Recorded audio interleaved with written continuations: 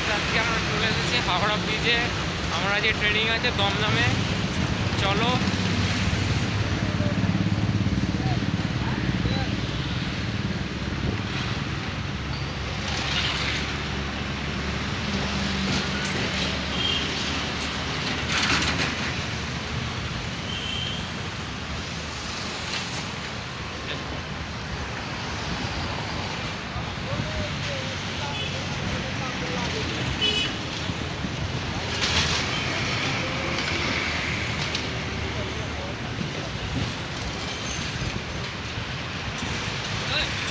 আরে চলো, যাচ্ছি তো।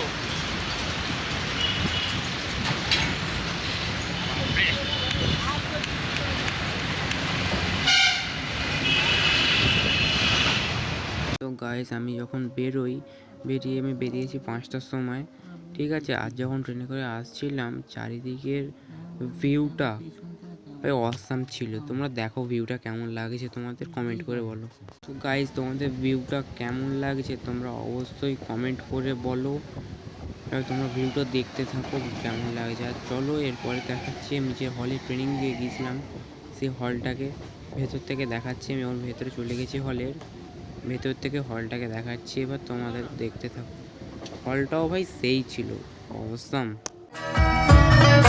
देखा एक ख्वाब तो ये सिलसिले हुए, दूर तक निगाह में है गुल खिले हुए, धड़कनों में तेरे गीत है मिले हुए।